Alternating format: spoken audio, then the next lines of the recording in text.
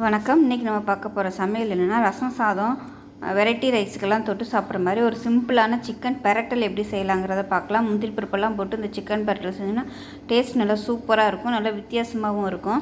So வாங்க இன்றைக்கி இந்த சிக்கன் பெரட்டல் எப்படி செய்யலாங்கிறத பார்க்கலாம். எண்ணெய் விட்டுக்கலாம். கடலெண்ணெய் விடுறதுனால நீங்கள் விட்டுக்கலாம்.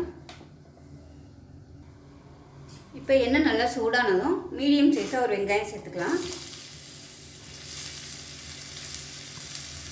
இதோடவே ஒரு 15 முந்திரி பருப்பையும் சேர்த்து நல்லா வறுத்துக்கலாம்.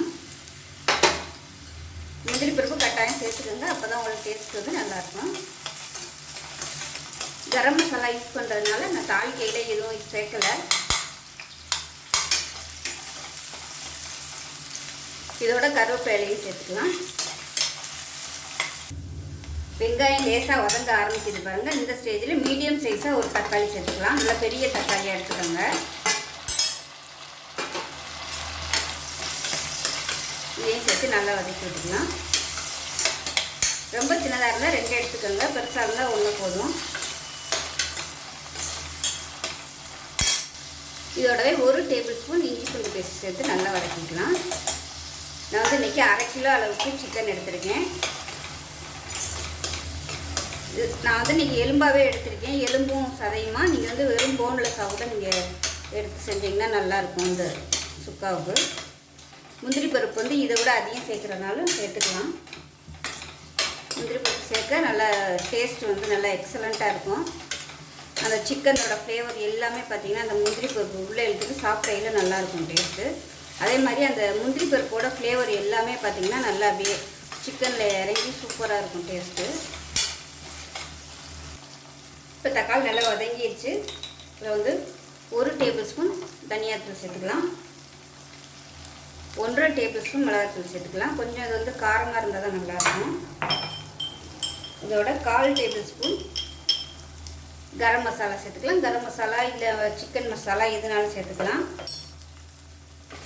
இதையும் சேர்த்து நல்லா வதக்கிட்டுக்கலாம். 1/4 டேபிள் ஸ்பூன் மஞ்சள் சேர்த்துக்கலாம். இந்த மாதிரி மசாலாக்கெல்லாம் பார்த்திங்கன்னா தாளிக்கையில் வந்து கரம் மசாலா சேர்த்திங்கன்னா போதும். மசாலா எல்லாத்தையுமே நல்லா எண்ணெய் பிரிகிற அளவுக்கு வதக்கி விட்டுட்டு 1/2 கிலோ அளவு வந்து சிக்கனை சேர்த்து நல்லா வதக்கிட்டு உப்பு சேர்த்துட்டு குக்கரில் 2 விசில் விட்டு வேக விட்டு எடுத்துக்கலாம். சிக்கன் சேர்த்த வீடியோ வந்து மிஸ் ஆயிடுச்சு. சைடு பார்த்திங்கன்னா ரசத்துக்கு வந்து தாளித்து விட்டுக்கிட்டு இருக்கேன். இப்போ இந்த தாளிப்பு பார்த்திங்கன்னா மல்லி, சீரகம், மிளகு, கருவேப்பிலை, பச்சை மிளகா, பூண்டு, கொத்தமல்லி தாண்டி எல்லாமே சேர்த்து நல்லா அரைச்சிருக்கேன். இப்போ வந்து கடுகு, உளுந்து, வெந்தயம், கருவேப்பிலை, பெருங்காயம், வரமிளகா போட்டு நல்லா வதக்கிட்டு நம்ம அரைச்சி வச்ச அந்த ரச மசாலாவையும் போட்டு வதக்கியாச்சு. இதில் பார்த்திங்கன்னா நான் முன்னாடியே குக்கரில் 2 டேபிள் ஸ்பூன் துவரம் பருப்பு, 3 தக்காளி, ஒரு சின்ன கிண்ணத்தில் வந்து புளி, இது 3ஐயும் ஒரு குக்கரில் போட்டு நல்லா வேக விட்டு எடுத்துட்டேன். வெந்ததுக்கப்புறம் தக்காளியை தோல் எடுத்துகிட்டு நல்லா மசிச்சுட்டு பருப்பையும் அந்த தக்காளியையும் மிக்சியில் போட்டு அடிச்சுட்டு ஊற்றிட்டு அதோட புளி தண்ணியும் கரைச்சி ஊற்றிட்டு அதில் மஞ்சத்தூள், கொத்தமல்லி எல்லாம் போட்டு வச்சுருக்கேன். இந்த மசாலா நல்லா வதங்கிடுச்சு. அந்த தண்ணியை வந்து சேர்த்துக்கலாம்.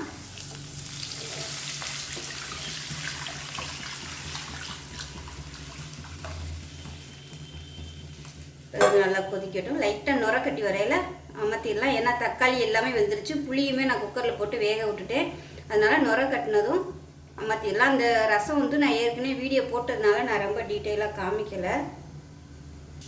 இப்போ பாருங்கள் ரசம் நல்லா நுர கட்டி வர ஆரம்பிச்சிருச்சு. இப்போ அமர்த்திடலாம். ரசம் ரெடி ஆயிடுச்சு. இப்போ நம்ம சிக்கன் எப்படி இருக்குன்னு பார்க்கலாம்.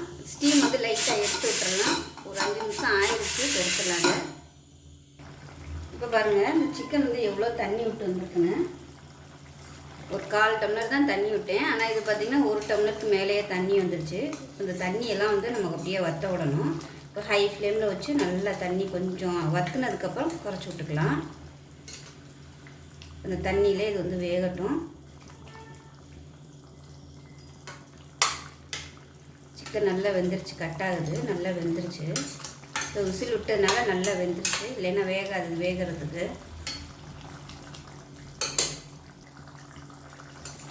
நீங்கள் எப்படியே எடுத்துக்கிறதுனால எடுத்துக்கலாம். குழம்பா யூஸ் பண்ணிங்கன்னா சூப்பராக இருக்கும். இதில் வந்து மிளகுத்தூள் மட்டும் இப்போ நீங்கள் போட்டுட்டு கொத்தமல்லி எல்லாம் போட்டு அமர்த்திட்டிங்கன்னா குழம்பா யூஸ் பண்ணிக்கலாம். சப்பாத்திக்கெலாம் கூட இந்த ஸ்டேஜில் தொட்டுக்கலாம். ஆனால் நம்ம வந்து கொஞ்சம் அப்படியே பரட்டினாப்பில் தான் வைக்க போகிறோம். அதனால் வற்றட்டும். ஹை ஃப்ளேமில் இருந்துச்சுன்னா சீக்கிரமாகவே வற்றிடும். இப்போ இதை மூடி வச்சிடலாம். நல்லா வத்தட்டும். இந்த சைடு பார்த்திங்கன்னா சாதமும் வச்சுட்டேன். சாதம் ரெடி ஆகிடுச்சு, விசில் வந்துட்டுருக்கு. இந்த சைடு பார்த்திங்கன்னா குக்கரில் வச்சுருந்த சாதம் வந்து அப்படியே தெரிச்சிருச்சு. என்ன ப்ராப்ளம்னு தெரியலை. தெரிச்சு அப்படியே கிச்சனே பார்த்திங்கன்னா அப்படியே சாதமாக ரொம்ப அப்படியே தெரிச்சு அசிங்கமாக போச்சு. பாத்திரம் கழுவி வச்சுருந்தது எல்லாமே சாதம் தெரிச்சு ரொம்ப அப்படியே டென்ஷன் ஆயிடுச்சு. பார்த்திங்கன்னா சிக்கன் வந்து நல்லா சுருண்டு வந்துருச்சு. நான் இதில் இருந்து அந்த குழம்பு வந்து கொஞ்சம் தனியாக எடுத்து வச்சுட்டேன். பொண்ணு வந்து தனியாக கிரேவி வேணும்னு கேட்டேன். ப்ரெட்டு வந்து அதில் தொட்டு சாப்பிட்டா நல்லாயிருக்கும் அப்படின்னு. அதனால் நான் எடுத்துட்டேன். இப்போ சீக்கிரமாகவே வத்திருச்சு. இப்போ இந்த ஸ்டேஜில் வந்து நம்ம மிளகு சேர்த்துக்கலாம். இப்போ இது பார்த்திங்கன்னா 1/2 டீஸ்பூன் அளவுக்கு மிளகுத்தூள் சேர்த்துக்கலாம். காரம் வந்து பொறுத்து நீங்கள் சேர்த்துக்கோங்க. இது வந்து எனக்கு காரம் கம்மியாக இருக்குது, அதனால் 1 டீஸ்பூன் போல் சேர்த்துருக்கேன். நல்லா பரட்டி விட்டாச்சு. அவ்வளோதான். இப்போ கொத்தமல்லி இலை வந்து நல்லா நிறையா சேர்த்துக்கோங்க. சேர்த்துட்டு நல்லா பரட்டி விட்டுருங்க. அப்போ தான் அந்த கொத்தமல்லி இலையோட வாசனை வந்து நல்லா இறங்கும். அருமையான முந்திரி பருப்பு போட்ட சிக்கன் பிரட்டல் ரெடி ஆகிடுச்சு. ரொம்ப சிம்பிளாக இருக்கும். இந்த கிரேவி தனியாக எடுத்துருக்கிறதுனால சாதத்துக்கும் தொட்டுக்கலாம், நல்லாயிருக்கும். சாதத்தில் வந்து குழம்பா ஊற்றி சாப்பிட்டாலும் நல்லாயிருக்கும். அவ்வளோதான். அருமையான சிக்கன் பிரட்டல் முந்திரி பருப்போட டேஸ்ட்டு சூப்பராக இருக்கும். கண்டிப்பாக இதே மாதிரி ட்ரை பண்ணி பாருங்கள். ரசம் சாதத்துக்கு இது சூப்பராக இருக்கும். இந்த மாதிரி வச்சு சாப்பிட்றதுக்கு. காலையில் பார்த்திங்கன்னா நான் வந்து ஆப்பம் தான் பண்ணேன். ஆப்பமும் தேங்காய் பாலும் பண்ணிவிட்டு பையனுக்கு வந்து லெமன் சாதம் பண்ணேன். 1 டம்ளர் மட்டும் வச்சுட்டு இது மிச்சம் இருக்குது. அவனுக்கு வந்து லெமன் சாதமும் முட்டை ஆம்லெட்டும் வச்சு கொடுத்து விட்டேன். மதியத்துக்கு வந்து பருப்பு ரசமும் சிக்கன் வறுவலும். வந்து சாயந்தரம் விருப்பப்பட்டால் சாப்பிடுவான். இல்லைன்னா நைட்டுக்கு வந்து அவனுக்கு சிக்கனும் ரசத்தையும் வச்சு கொடுத்துடலாம். அவ்வளோ மாற்றிடலாம்.